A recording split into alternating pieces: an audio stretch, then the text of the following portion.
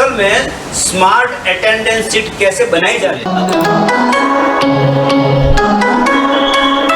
दोस्तों हमने Excel worksheet open कर ली है और उसमें नंबर और स्टूडेंट के नाम भी लिख दिए हैं। इसमें डे और डेट, तारीख और वार ऑटोमेटिक देने के लिए सबसे पहले हम शीट 2 में क्लिक करते हैं और उसमें यहाँ पर लिखते हैं 1/1/2020, ठीक है। उसके बाद 1/2/2020 और ये दोनों को सिलेक्ट करते हैं और नीचे खींच लेते हैं। अब हम चलते हैं शीट 1 में। शीट 1 में जहाँ मार्कशीट बनाना है मैं यहाँ पर सेल पॉइंट रखता हूँ। उसके बाद यहाँ पर डेटा मेनू उस पर क्लिक करके उसमें डेटा वैलिडेशन है, उस पर क्लिक करके डेटा वैलिडेशन एक डायलॉग बॉक्स आएगा, उसमें अलाउ लिखा है, अलाउ उस पर क्लिक करके लिस्ट ऑप्शन सिलेक्ट करना है और उसके बाद सोर्स में क्लिक करके सोर्स कौन सा, तो हमने शीट 2 में क्लिक किया था, लिखा था जो साल महीने का नाम था वो सब हमें यहाँ से सिलेक्ट करना है। जितना भी हमने लिखा था वो हम सिलेक्ट कर लेते हैं। उसकी रेंज यहाँ पर आप देख रहे हैं, तो वो रेंज आ गई। अब हमें ओके कर लेते हैं। यहाँ पर एक ड्रॉप डाउन बॉक्स आ गया जिसमें क्लिक करने से जो भी हमने तारीख वहाँ पे लिखी थी वो सारी यहाँ पर आपको दिखाई देगी, है ना। 2022 तक थी, 2022 1/1/2020 से। तो जो भी महीने का हमें बनाना है अटेंडेंस शीट वो महीना हम सिलेक्ट करके बना सकते हैं। क्या करना है, तो एरो पर क्लिक करके मान लो कि जून महीने का अटेंडेंस शीट बनाना है तो 1/6/2020 है, उस पर क्लिक करो। यहाँ पर देख रहे हो आपको कि लंबी फिगर दिख रही है ना। तो हमें क्या करना है कि होम बटन पे क्लिक करके यहाँ जनरल में यहाँ शॉर्ट डेट लिखा उस पर क्लिक करना है तो तारीख आ जाएगी। यहाँ पर डेट की जगह महीने का नाम, मान लो कि जून है तो जून महीने का नाम लाने के लिए यहाँ पर नंबर, तो नंबर पर क्लिक करो और उसमें नंबर में कस्टम पर क्लिक करके यहाँ टाइप है, वहाँ 3 बार MMM लिखना है और ओके करना है। तो आप देख रहे हो कि यहाँ पर 3 बार मतलब कि JUN। तो हमें ऑटोमेटिक तारीख देना है, इस कॉलम में तारीख देना है। तो तारीख के लिए जहां तारीख शुरू करनी है वहां पे सेल पॉइंटर रखिए, फिर इज इक्वल टू टाइप करिए, इज इक्वल टू, ठीक है ना। और जहां पे जून लिखा हुआ है वहीं पे क्लिक करिए और एंटर की प्रेस करिए। अब एंटर की प्रेस करने से यहाँ पर डेट 1-2 ऐसा नहीं आया, जून लिखा हुआ है। तो अब क्या करना है कि फिर वही नंबर पे क्लिक करना है, कस्टम, और यहाँ 3 बार जहाँ MMM लिखा था वहां हमें 2 बार DD लिखना है। DD मतलब जो डेट होती है 01, उस तरह से DD, और यहाँ पर से ओके करना है। तो आप देख रहे हैं कि 01 लिखा हुआ आ गया। बाकी तारीख भी ऑटोमेटिक लाने के लिए हमें सबसे पहले यहाँ क्लिक करना होगा, वहां पे इज इक्वल टू करके पहली जो तारीख है उस पर क्लिक करना है, फिर +1 करना है और एंटर की दबाना है। तो आप देख रहे हैं कि 2 आ गए। अब सब में ऐसा नहीं करना है, सिर्फ एक में ही, और फिर उसको इधर से खींच देना है। जो जून महीना है तो जितनी तारीख होगी वो अपने आप आ जाएगी। देखिए यहाँ पर 22 है। अभी और आगे हम जाते हैं तो देखिए जून महीना 30 का हो तो 30 आ गया, फिर अपने आप 1 शुरू हो गया तो 31 इसमें आएगा नहीं, इसको हम डिलीट कर देते हो। यहाँ पर A और P सिर्फ लिखना है, एब्सेंट प्रेजेंट AP। तो इतने बड़े बड़े कॉलम नहीं रखना है, तो कॉलम हेडिंग से हम उसको सिलेक्ट करते हैं जहां से 30 तक था, ठीक है ना, 30 तक। और अब हमें क्या करना है, तो कॉलम हेडिंग पर माउस पॉइंटर ले जाके डबल क्लिक करना है, डबल क्लिक। तो देख रहे हो कि आप उस हिसाब से अपने आप सेट हो जाएगा।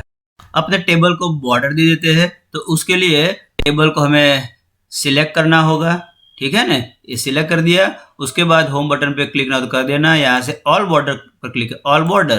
तो इस प्रकार से आप बॉर्डर भी दे सकते हैं। यहाँ पर ऑटोमेटिकली जो महीना था उस प्रकार से डेट दी, लेकिन उस पर 1 तारीख को कौन सा डे है, 2 तारीख को कौन सा डे है, तो वो डे भी हम डिस्प्ले कर सकते हैं। तो उसके लिए एक है, उस पर क्लिक करके हमें क्लिक करना होगा। क्लिक करके फिर हमें इज इक्वल टाइप करके TEXT टेक्स्ट लिखना है। क्या लिखना है? TEXT टेक्स्ट, और इनटू ब्रैकेट जहां एक है डेट वहां पे क्लिक करना है, उसके बाद कॉमा करना है, डबल इन्वर्टेड में सिर्फ हमें क्या करना है, 3 बार डी लिखना है, 3 बार डी।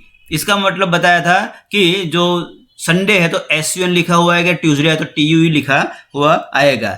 ब्रैकेट क्लोज करना है और एंटर की दबाना है। तो आप देख रहे हो कि मंडे लिखा हुआ आ गया। अब इसको हम खींच लेते हैं 31 तक, तो सारे अपने आप आ जाएंगे। लेकिन आप देख रहे हो कि वो एक दूसरे में मिक्स हो गए हैं, तो अब उसको हम ओरिएंटेशन भी दे सकते हैं। तो उसके लिए होम बटन में ही है, देखिए यहाँ पर, तो इस पर क्लिक करके हम इस प्रकार से ओरिएंटेशन भी दे सकते हैं। इसको भी ऑल बॉर्डर दे देते हैं, जो जहां हमने अभी डे को सिलेक्ट किया, ठीक है, इस प्रकार से। चलो, अब जहां जहां संडे है वहां हमें रेड कलर में दिखाना है, या जो भी कलर पसंद करो, जनरली रेड यूज किया जाता है। तो हमें करना क्या है, तो ये पूरा जो 30 दिन का जितने भी स्टूडेंट का है वो टेबल सिलेक्ट करना है। टेबल सिलेक्ट करने के बाद होम बटन में ही कंडीशनल फॉर्मेटिंग, तो कंडीशनल फॉर्मेटिंग में क्लिक करके हमें न्यू रूल्स में जाना है, न्यू रूल्स, और उसमें सबसे नीचे use a formula to determine which cell to format, उस पर क्लिक करना है। उसके बाद नीचे कॉलम पे क्लिक करके कौन सा है पहला, डे, तो मंडे, तो उस पर हमें क्लिक करना है। जहां $D$7 लिखा है उस पर पहला जो डॉलर का सिंबल है वो हमें निकाल देना है, क्योंकि वो कॉलम हमें लॉक करना है। बाद में जाके हमें इज इक्वल टू करना है, डबल इन्वर्टेड करना है, और उसमें SUN, क्योंकि सब में 3 फिगर है, SUN MON वैसे, तो SUN करना है और डबल इन्वर्टेड कंप्लीट करना है। उसको रेड में दिखाने के लिए यहाँ पर फॉर्मेट है, तो हमें फॉर्मेट करना है। तो फॉन्ट कलर हमें यहाँ से चाहिए कि यहाँ से सभी ले लेते हैं, फिल में जाके यहाँ से रेड कलर ले लेते हैं और ओके करते हैं। तो देखिए यहाँ पर कि रेड में वाइट फॉन्ट कलर आ गया। अब हम ओके करते हैं, तो जहां जहां संडे है वहां ऑटोमेटिक रेड हमें दिखा रहा है। हमने सारी जो प्रोसेस की, जैसे साल लिखा है यहाँ पर डेट हमने दिखाई, यहाँ पर हमने डे दिखाया, तो ये प्रोसेस से किया, वो इसलिए कि जून के बाद यहाँ पर हमें जुलाई का लेना है। तो देखिए यहाँ पर 7, 14, 21 है। अगर हम जुलाई लेते हैं तो जुलाई में जो भी तारीख को संडे पड़ता है वो अपने आप चेंज हो जाएगा। जैसे हम एक साथ मतलब जुलाई ले लेते हैं, तो देखिए यहाँ पर ऑटोमेटिकली यह संडे बता रहा है। ये प्रोसेस सिर्फ एक ही बार करना है। फिर हमने यहाँ पर कहा मतलब कि अगस्त 2022 तक लिया है, तो अगस्त 2022 तक तो सिर्फ हमें ए और पी करना है, बाकी सब ऑटोमेटिक आ जाएगा। तो यहाँ पर मैंने लिखा है कि वर्किंग डे, महीने में कितने दिन वर्किंग थे, और उसमें से प्रेजेंट कितने, एब्सेंट कितने, ऑफ मतलब संडे कितने थे, पिछले महीने कितनी प्रेजेंट थी, और पिछले महीने और इस महीने की मिला के कुल कितनी प्रेजेंट हुई। तो अब हम इसका कैलकुलेशन करते हैं। इसके लिए हम इसको दोनों सिलेक्ट करके मर्ज एंड सेंटर कर लेते हैं, यहाँ से सेंटर कर लेते हैं, इसको भी ऐसे कर लेते हैं, और इस प्रकार से सारे कॉलम हम कर लेते हैं। उसको भी हम टोटल बॉर्डर दे देते हैं सिलेक्ट करके। यहाँ से हम सिलेक्ट करेंगे हमारा टेबल, और ऑल बॉर्डर पर क्लिक करके हम बॉर्डर भी दे सकते हैं।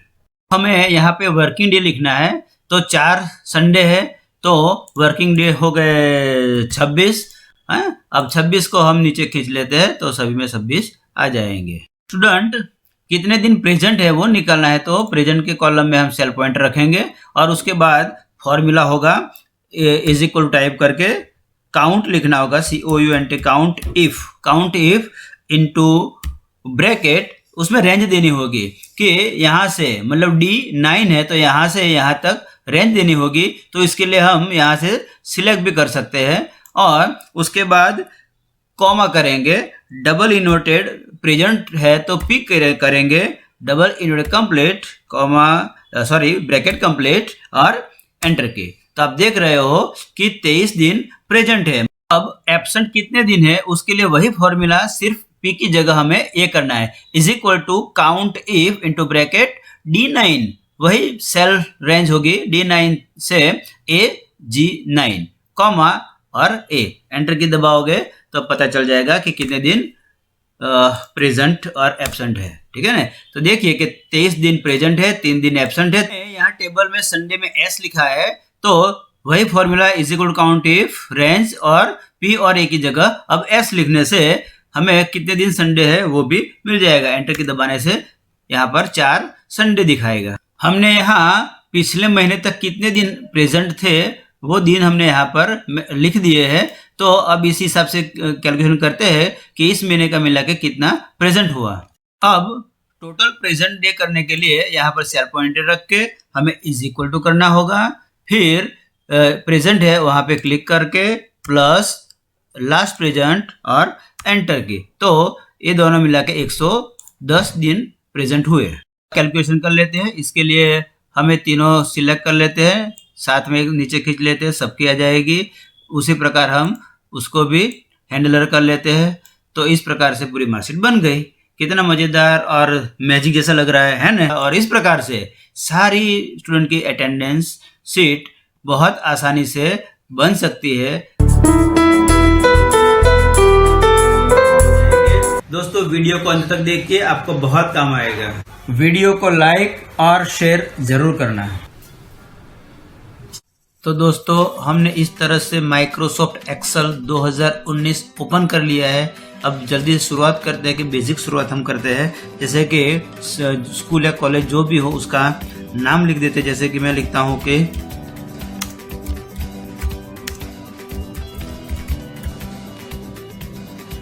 अब हम पूरे क्लास की एक मार्कशीट बनाने के लिए जरूरी उसका हेडिंग हम टाइप कर लेते हैं। जैसे कि number, name of students, exam number, और इस तरह से हमने मार्कशीट में जो जितने जरूर है उतने हेडिंग हमने बना लिए हैं। अब यहाँ पर हम नंबर डालेंगे। नंबर आपको पहले बताया है कि 1, 2 डालो, उसके बाद 1 और 2 को सिलेक्ट करो, हैंडल करो, अपने आप नंबर भी आ जाएगा। नंबर, इसके बाद नेम ऑफ स्टूडेंट टाइप करेंगे। जैसे कि YASHS,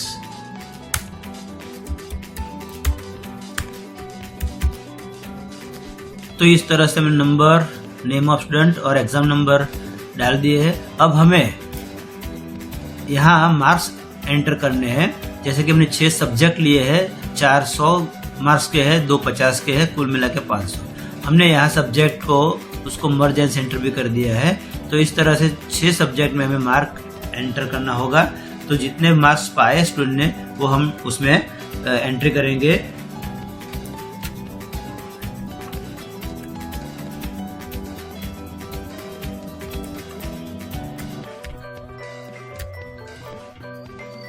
स्टूडेंट ने जो जो विषय है और उस विषय में जितने मार्क्स अर्जित किए वो हमने यहाँ डाल दिए हैं। अब जो मार्क्स अर्जित किए हैं उस पर हमको ये कैलकुलेशन करना होगा फॉर्मूला के साथ। जैसे कि पहला है मार्क्स ऑब्टेन, कि टोटल 500 मार्क्स है तो उसमें से कितने मार्क पाए।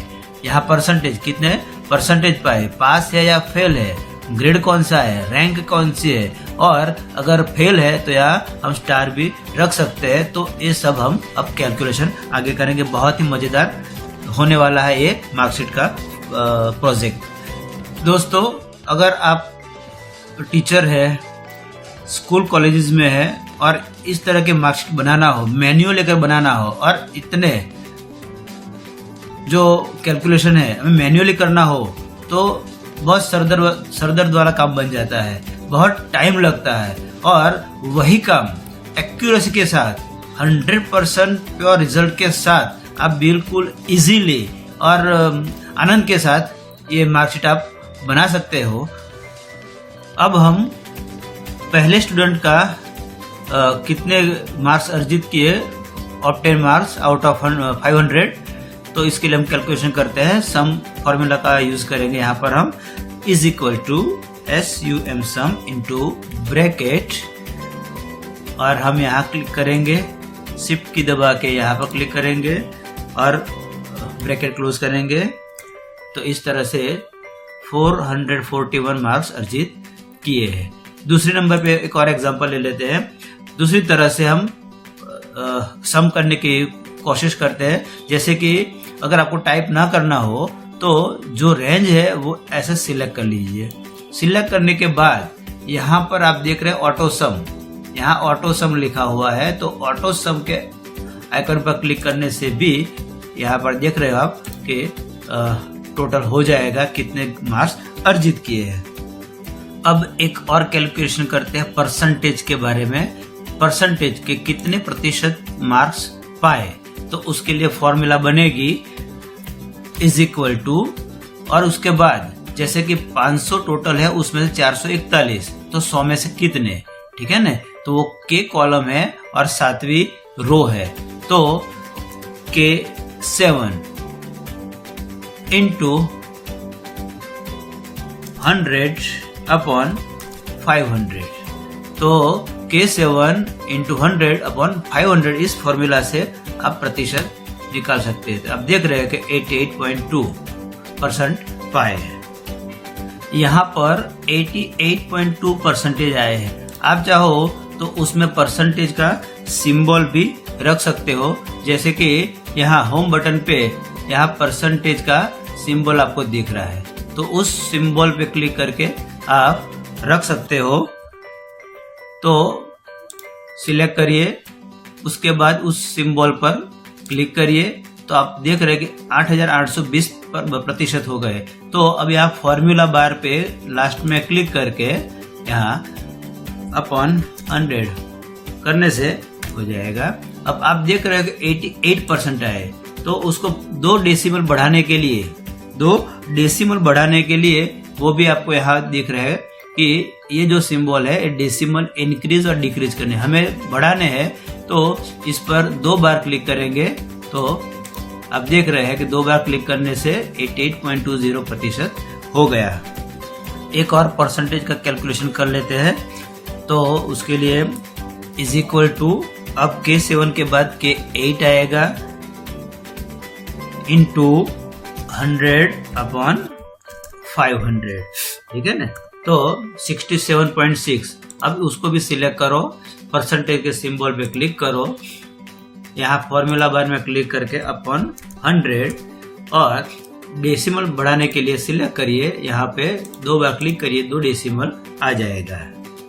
अब हम पास और फेल फॉर्मूला का उपयोग करेंगे कि स्टूडेंट पास है या फेल है वो अपने आप आ जाएगा। तो पास और फेल की फॉर्मूला बहुत ही कॉम्प्लिकेटेड, थोड़ी समझने वाली है दोस्तों, बराबर ध्यान रखिएगा। वैसे बहुत आसान है लेकिन थोड़ी लंबी हो जाएगी, इसलिए कि यहाँ पे हमने 6 सब्जेक्ट लिए हैं और 6 सब्जेक्ट कोई 100 का है तो कोई 50 का भी है, इसलिए हमें फॉर्मूला थोड़ी अलग करनी होगी। इसके लिए कौन सी फॉर्मूला बनेगी, देखिए मैंने यहाँ पर ये पास और फेल की फॉर्मूला लिख दी है। पूरी फॉर्मूला क्या है मैं आपको समझा देता हूँ कि इज इक्वल तो हर फॉर्मूला के आगे आएगा, इसके बाद इफ का मतलब जो अर्थों से जहाँ शुरू होती है वहाँ इफ कंडीशन का उपयोग होता है। जैसे कि हम कहते हैं कि इतने मार्क्स के कम हो तो फेल, इतने से ज्यादा हो तो पास, तो इफ है। इसके बाद E7 greater than is equal to 50। E7 मतलब ई कॉलम है, 7वीं रो है, जो पहला हमारा यस गुजराती में, तो E7 greater than is equal to 50 मतलब 50 या 50 से ज्यादा हो। तो हमने क्राइटेरिया फिक्स किया है कि जो टोटल उसके मार्क्स है उससे 50% पाए हो और उससे ज्यादा, तो वो पास गिना जाएगा। तो इस तरह से ये 50 गुण का है, तो F7 greater than is equal to 25 लिखा है। तो इस तरह से पूरी फॉर्मूला, लास्ट J7 है तो J7 तक हमने लिखा है, 100 का है तो उसमें 50 का हो तो उसमें 50% पासिंग मार्क्स। ब्रैकेट क्लोज करके यहाँ कॉमा, उसके बाद डबल इन्वर्टेड में पास, मतलब कि इस क्राइटेरिया में जो आता है वो उसको पास गिना जाएगा, इस क्राइटेरिया में नहीं आता है वो फेल गिना जाएगा। दोस्तों आपको ये फॉर्मूला समझ आ गई होगी और ये फॉर्मूला परफेक्ट होनी चाहिए, कहीं पर भी कोई स्पेस बार नहीं देना है, और इस तरह से सही फॉर्मूला देने से और इसके बाद एंटर की प्रेस करने से हमारा जवाब मिल जाएगा कि ये पहला स्टूडेंट है वो सभी सब्जेक्ट में पास है, और दूसरे सब जो स्टूडेंट है उसको हम हैंडलर करेंगे तो अपने आप आ जाएगा। देखिए दूसरा स्टूडेंट है वो फेल है, क्यों कि 50 में से उसको 22 से 25 से कम है तो वो फेल है। पास फेल की एक और फॉर्मूला मैं आपको बताता हूँ। यहाँ पर आप देख रहे हैं कि सभी जो सब्जेक्ट है हमने 100 मार्क्स के लिए है, उसमें 50 के भी थे 100 के भी थे। यहाँ सभी 100 के हैं, तो सभी 100 के हो और सभी में पासिंग का क्राइटेरिया 50% हो, मतलब 50 मार्क्स या इससे ज्यादा हो तो पास हो और इससे कम हो तो फेल। तो उसके लिए अलग से फॉर्मूला है, जैसे मैं आपको बता रहा हूँ। देखिए, मैंने पास फेल की एक और फॉर्मूला यहाँ लिखी है। सभी सब्जेक्ट 100 मार्क्स के हो और पासिंग मार्क्स 50 मार्क्स का हो तो यह फॉर्मूला लिखिए is equal to if double bracket count if और D26, ये D कॉलम है और 26 रो, तो D26 से J26 ये रेंज है, comma double inverted less than 50 और डबल इन्वर्टेड कंप्लीट, मतलब 50 से कम हो तो उसको फेल, बाकी पास। तो इस तरह से ये फॉर्मूला बन सकती है। एंटर की दबाएंगे तो आप देख रहे हैं कि ये पास दिखा रहा है, और इसको आप सिलेक्ट करके यहाँ पॉइंट पे ले जाके हैंडलर करोगे तो सभी का आपको दिखाई देगा। देखिए यहाँ पर फेल दिखाई दे रहा है क्योंकि यार 42 है 100 में से, यहाँ पर 2 में फेल है तो इसको फेल, ये भी 3 में फेल है, तो इस तरह से पास फेल कर सकते हो। दोस्तों, मैं आपको पास फेल की तीसरी फॉर्मूला बताता हूँ। आपको ये फॉर्मूला जो दिख रही है वो जो आगे हमने देखी बिल्कुल वैसी है, सिर्फ फर्क इतना है कि आप देख रहे हो कि ग्रेटर देन 1 किया हुआ है, ग्रेटर देन 1, सिर्फ इतना फर्क है। वो इसलिए कि ग्रेटर देन 1 करने से क्या होता है कि कभी कभी कॉलेजेस में ऐसा होता है कि कोई स्टूडेंट एक सब्जेक्ट में फेल हो तो उसको एटिकेट या जो भी उसका क्राइटेरिया उस तरह फेल को पास किया जाता है। तो अगर एक सब्जेक्ट में कोई स्टूडेंट फेल है तो उसको पास दिखाना है तो ग्रेटर देन 1, या 2 सब्जेक्ट में है और पास दिखाना है तो ग्रेटर देन 2।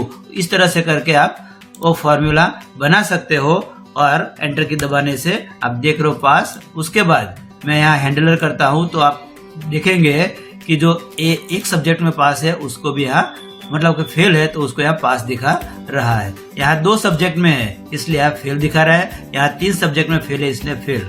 अगर एक सब्जेक्ट में जो जो स्टूडेंट फेल होंगे उसको यहाँ पास कर दिया जाएगा क्राइटेरिया के हिसाब से।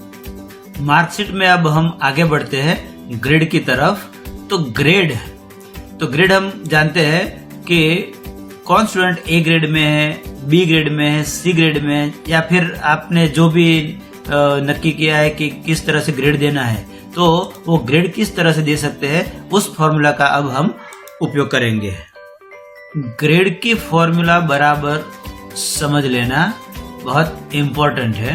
ये ग्रेड फॉर्मूला क्या कहती है, तो यहाँ पर भी हमें इफ का उपयोग करना होगा क्योंकि वो भी ऐसे ही है कि इतने % से ऊपर हो तो ये ग्रेड, तो जो और तो का वहां इस्तेमाल होगा। Is equal to if into bracket M7 is equal to पास।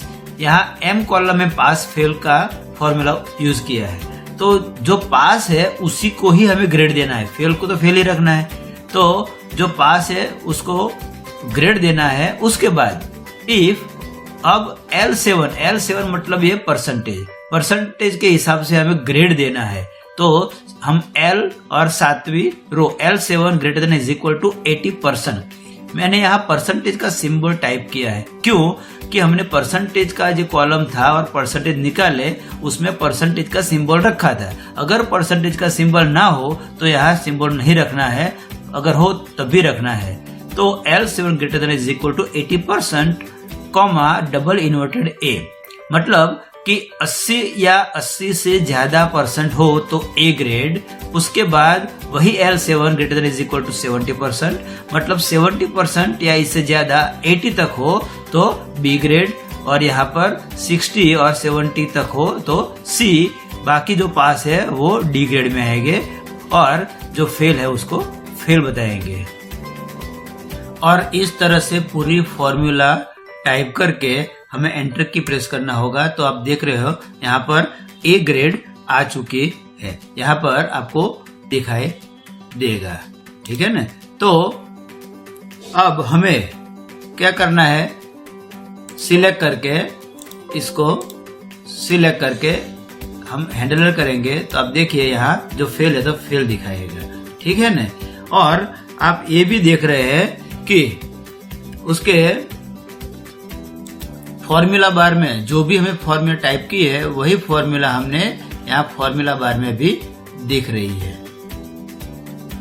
हमने जितने भी फॉर्मूला का यहाँ पर उपयोग किया है अब उसको हम हैंडलर करके पूरे टेबल में अप्लाई कर देते हैं। जैसे आप देख रहे हैं कि इसकी जो कैलकुलेशन है वो बहुत ही स्पीडी और एक्यूरेसी के साथ यहाँ फटाफट हो रही है। इतना आसानी से हम मैन्युअली नहीं कर सकते, इतना करने में बहुत टाइम लगता है। तो इस तरह से हम देख रहे हैं कि परसेंटेज भी आ गया है, पास फेल, यहाँ पर देखिए ये भी फेल है, ठीक है ना। तो ये सब फेल दिखा रहे दो लोग। और ग्रेड हमने दिया है, देखिए यहाँ कि 80% से ज्यादा है वो ए ग्रेड दिखा रहा है, यहाँ 80 और 70 के बीच में है तो बी ग्रेड है, ये सी है तो 60 और 70 के बीच में है, और ये डी 60 से कम है, और जो फेल है वो फेल दिखा रहा है। दोस्तों अब रैंक की बारी है, तो रैंक कैसे देंगे, तो रैंक की फॉर्मूला अब हम उपयोग करेंगे। जो आप देख रहे हैं यहाँ पर कि ये जो फॉर्मूला लिखी है ये फॉर्मूला जो है वो रैंक की फॉर्मूला है। और is equal to if into bracket M7 is equal to pass. यहाँ पर M7 पास फेल के बारे में हमने बताया था। तो जो पास हो उसी को रैंक देना है, फेल को तो रैंक देना नहीं है। तो pass comma rank into bracket L7 क्यों लिया कि परसेंटेज के हिसाब से हमें रैंक देना, जो परसेंटेज सबसे ज्यादा हो और पास हो तो वो फर्स्ट रैंक, उसके बाद सेकंड, थर्ड, इस तरह से। तो L7 फिर इस तरह से हम L7 कॉलन L16, 16 मतलब 16वीं रैंक, 16वीं रो लास्ट में है, इंटू ब्रैकेट कंप्लीट और फेल। जो रैंक में नहीं आता उसको फेल बताएंगे। तो हम यहाँ पर एंटर की प्रेस करेंगे तो आप देख रहे हैं कि वो रैंक बताएगा। तो ये दूसरी रैंक पर है पहला स्टूडेंट, और इसको हम हैंडलर करेंगे। तो आप देख रहे हैं कि जो फेल है वो फेल। यहाँ पर फर्स्ट रैंक पे कौन है, 93.60% है, 93, ठीक है ना। तो इस तरह से अपने आप पूरी रैंक हो जाएगी। तो आप देख रहे हैं कि इस तरह से करने से पूरे सबको ये रैंक मिल जाएगी। हमारा आखिरी फंक्शन है कि अगर कोई फेल है तो फेल को हमें कोई स्टार देना है तो कैसे देंगे। ये जरूर नहीं कि मार्कशीट में रखो, लेकिन अगर रखना है तो मैं आपको लास्ट में ये भी बता देता हूँ। तो इसकी फॉर्मूला है, जैसे ये फॉर्मूला बनी is equal to if M7 is equal to into double inverted fail, और उसके बाद डबल इन्वर्टेड में 2 स्टार करना, 1 स्टार करो, 2 करो, 3 करो, जो भी, और उसके बाद कॉमा करके 2 इन्वर्टेड ब्लैंक रखना है और ब्रैकेट क्लोज करना है। तो इस तरह के फॉर्मूला से आप स्टार दे सकते हो। जैसे कि मैं यहाँ एंटर की प्रेस करता हूँ तो यहाँ पास है तो कोई स्टार नहीं आएगा, लेकिन उसको आप हैंडल करोगे तो जैसे आप देख रहे हो कि जो फेल है उसमें आपको ये स्टार दिखेगी। तो इस तरह से ये भी आप कर सकते हो अगर करना चाहो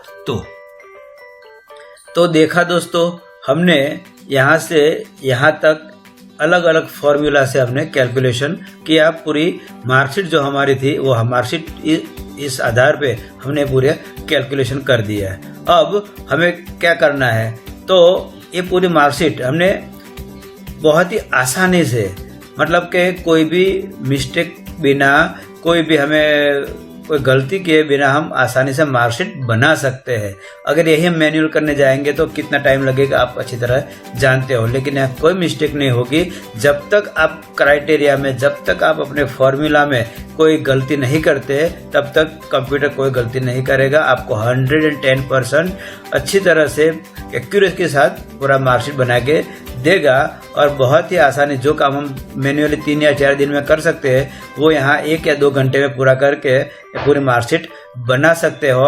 और आखिर में मैं आपको बताता हूँ कि ये जो हमने टेबल बनाया है वो टेबल को हम थोड़ा और अच्छी तरह सजा भी सकते हैं। जैसे कि मैं यहाँ सिलेक्ट करता हूँ टेबल को और उसके बाद यहाँ कंडीशनल फॉर्मेटिंग है, तो उसमें जाके भी आप इस तरह से अलग अलग उसको बना सकते हो, कंडीशन दे सकते हो। और इस जहाँ पर जहाँ फॉर्मेट टेबल लिखा है वहाँ क्लिक करके भी जो भी आपको अच्छा लगे अपने टेबल के हिसाब से उस पर आप क्लिक करके उस तरह का आप बना सकते हैं। जैसे मैं यहाँ पर क्लिक करता हूँ तो इस तरह से ये टेबल बन जाएगा। अगर आपको ये फिल्टर के डॉट नहीं चाहिए तो यहाँ क्लिक करके आप फिल्टर हटा सकते हैं।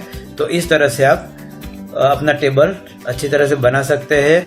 दोस्तों ये रैंक जो हमने दी है तो पूरा टेबल सिलेक्ट करके हम सॉर्टिंग करके Z to A descending order में सॉर्टिंग करके हम उसको अपने हिसाब से सेट कर सकते हैं या असेंडिंग ऑर्डर में भी सेट कर सकते हैं।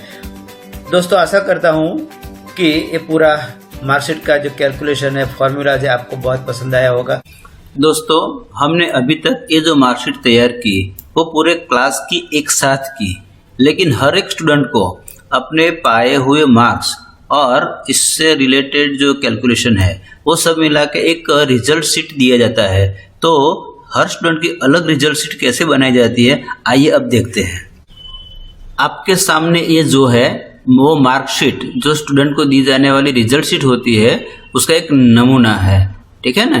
तो इसमें होता क्या है कि डिज़ाइन अलग अलग हो सकती है, लेकिन जैसे कि आप देख रहे हैं कि स्टूडेंट नेम यहाँ पर रखना है, यहाँ पर जितने मार्क्स अर्जित किए हैं वो रखना है, यहाँ कुल मिला कितने मार्क्स अर्जित किया वो पास फेल रैंक और ये पर ग्रेड, तो ये सब जो है वो हमें रखना है। तो अब रिजल्ट शीट में कैसे रखते हैं, तो आइए दोस्तों अब हम ये सीखते हैं कि इस result sheet individual result sheet में जो जो डेटा हमें रखना है। जैसे कि हमने इस शीट में जो कैलकुलेशन किया था, मार्क्स एंटर किए थे, वो सारे जो मार्क्स कैलकुलेशन पास फेल जो कुछ था वो सब इसमें ऑटोमेटिकली आ जाए। इस तरह वो कैसे होता है आइए सीखते हैं। तो इसके लिए सबसे पहले नंबर के स्टूडेंट का डेटा लेना होगा। तो हम सबसे पहले स्टूडेंट का डेटा ले लेते हैं। जैसे कि सबसे पहले हमें इसका नाम लेना है, तो नाम है जो वहाँ पर हमें क्लिक करना होगा। उसके बाद यहाँ पर कॉपी लिखा है, कॉपी पर क्लिक करना है। जब कॉपी हो जाए तो उसके बाद जिस शीट में हमने रिजल्ट शीट बनाई है इंडिविजुअल, तो उसमें जहाँ नाम है वहाँ पे क्लिक करके ऊपर फाइल के नीचे जो पेस्ट लिखा है उस बटन पे क्लिक करके यहाँ पे लिखा है पेस्ट लिंक, पेस्ट लिंक करना है तो वो नाम यहाँ पर आ जाएगा। उसी तरह हम दूसरे एग्ज़ाम नंबर उस पर क्लिक करते हैं और उसको हम कॉपी करते हैं। फिर एक बार रिजल्ट शीट पे जाते हैं और एग्ज़ाम नंबर का जो कॉलम है उस पर क्लिक करते हैं, फिर पेस्ट लिंक करते हैं। पेस्ट लिंक हमें करना है, पेस्ट लिंक, तो एग्ज़ाम नंबर भी आ जाएगा। अब हम गुजराती सब्जेक्ट के मार्क्स लिंक कर लेते हैं। तो इसके लिए कॉपी, फिर रिजल्ट शीट पे जाके गुजराती का जहाँ सब्जेक्ट है वहाँ पे सेल पॉइंटर रख के पेस्ट, यहाँ पर लिंक है जो पेस्ट लिंक, वहाँ क्लिक करना है, अपने आप आ जाएगा। तो इस तरह से हमने सारे विषय के मार्क्स पेस्ट लिंक कर दिए हैं। अब हम जाते हैं शीट में जहाँ से मार्क्स ऑब्टेन ले लेते हैं, वही फॉर्मूला की तरह रिजल्ट में जाके फिर हम पेस्ट लिंक कर देते हैं। ये सारी जो मार्कशीट है एक ही बार एक ही स्टूडेंट की करनी है, फिर जितने भी स्टूडेंट हैं सबके मार्क्स, सबके रिजल्ट शीट अपने आप बन जाएगी। तो हमने सारा कुछ डेटा ले लिया है। अब आखिर में रैंक है तो रैंक भी ले लेते हैं। रैंक पे क्लिक करेंगे, इसके बाद कॉपी करेंगे, रिजल्ट शीट ओपन करेंगे और पेस्ट लिंक। तो सारा डेटा ले लिया है। अब हर बार ऐसा नहीं करना है। अब हमें क्या करना है, तो इसकी कॉपी कर देना है। तो इसके लिए हम पहले व्यू मेनू पे क्लिक करके पेज ब्रेक प्रीव्यू कर लेते हैं, ठीक है। अब पेज ब्रेक प्रीव्यू करने के बाद हम पहले ये देख लेते हैं कि हमारी जो पेज A4 साइज का पेज है वो कितना है, ठीक है ना। तो देखिए ये पेज 1 ये पेज 2 शुरू हो गया, ठीक है। तो हम पहले यहाँ से A1 से शुरू करके इतना हम सिलेक्ट कर लेते हैं। सिलेक्ट करने के बाद हम इसकी कंट्रोल C दबा के कॉपी करते हैं। उसके बाद 2 रो छोड़ के हम यहाँ पेस्ट कर लेते हैं। तो आप देख रहे हैं कि एक पेज में 2 स्टूडेंट की मार्कशीट आसानी से बन सकती है।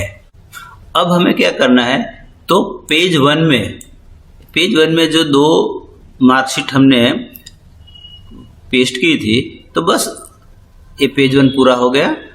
वहाँ सिलेक्ट करके कॉपी करना है और उसके बाद के जो पेज है वहाँ सेल पॉइंट रख के पेस्ट करना है। तो आप देख रहे हैं कि ये बन गई। उसके बाद यहाँ सेल पॉइंट रख के हमें पेस्ट करना है।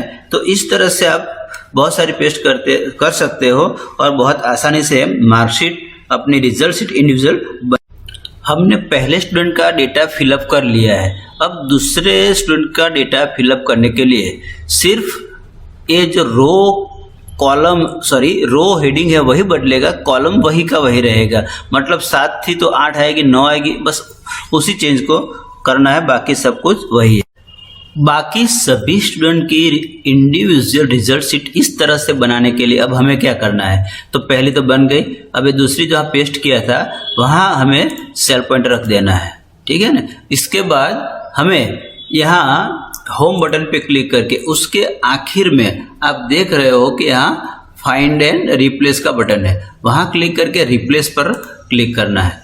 तो यहाँ पर आप देख रहे हो कि C7 7 नंबर की रो थी, तो 7 फाइंड व्हाट में लिखना है और रिप्लेस विथ में लिखना है 8, क्योंकि 7 के बाद 8वीं रो हमें चाहिए। बस इसके बाद हम यहाँ से रिप्लेस करते जाएंगे। आप देखिए कि मैं रिप्लेस करता हूँ तो नाम चेंज हो गया यहाँ पर, ठीक है ना। इसके बाद रिप्लेस करता हूँ तो नंबर चेंज हो गया। इसके बाद यहाँ 88 है, रिप्लेस करता हूँ तो जो भी मार्क्स पाए वो चेंज हो गए, ठीक है ना। तो आप क्लिक करते जाइए और अपने आप वो रिजल्ट शीट पूरी बनती जाएगी। आप देख रहे हैं कि यहाँ पर उसका चेंज हो रहा है। तुरंत उसके बाद तीसरी सीट आएगी तो हमें यहाँ पर 7 का 7 ही रखना है और यहाँ पर 9 रखना है, क्योंकि 7 सभी जगह कॉपी किया हमने। तो रिप्लेस विथ है वहाँ पर 9 करके सिर्फ हमें बदलना। तो यहाँ पर आप देख रहे हैं कि तीसरा नाम आ गया, रिप्लेस करो, पूरी मार्कशीट यहाँ पर आप देख रहे हो कि चेंज हो रही है, ठीक है ना। आप देखना कि यहाँ पर 79 है तो हम क्लिक करेंगे तो 67 हो गए। तो इस प्रकार से यहाँ 441 है तो क्लिक करेंगे तो 421 जो भी है, ठीक है ना। तो रिप्लेस करते जाइए और अपना मार्कशीट तैयार करते जाइए। फिर एक बार बताता हूँ कि जहाँ मार्कशीट में शुरुआत है हमारी वहाँ क्लिक करिए। उसके बाद होम बटन पर क्लिक ना हो तो करिए, तो होम बटन पर क्लिक, इसके आखिर में यहाँ पर फाइंड एंड रिप्लेस, वहाँ क्लिक करके रिप्लेस बटन पे क्लिक करना है। हमें यहाँ फाइंड व्हाट में 7 लिखना है, क्योंकि हमने यहाँ पर बताया था कि पहली रो 7वीं है। और अब ये 9 हो गई है तो हम 9 की जगह यहाँ पर 10 लिखेंगे। तो जहाँ जहाँ 7 लिखा है वहाँ 10 हो जाएगा डेटा। यहाँ यस लिखा है तो अपने फाइंड रिप्लेस करने से देखिए कि यहाँ मुकेश जो था वो आ गया। यहाँ पर 254 है तो रिप्लेस करिए तो वो नंबर चेंज हो जाएगा।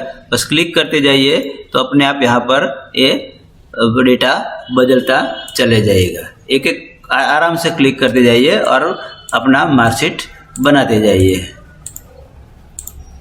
ठीक है ना। देखिए यहाँ पर आ गया। तो अब क्या करना है, हमें यहाँ 11 करना है, 7 ऊपर लिखना है, वाइन वर्ड में रिप्लेस में 11 करना है। बस क्लिक करना है और ये मार्कशीट तैयार होती जा रही है, ठीक है ना। अब ऊपर आ गया मतलब, तो यहाँ 11 की जगह 12 करना है, रिप्लेस करना है।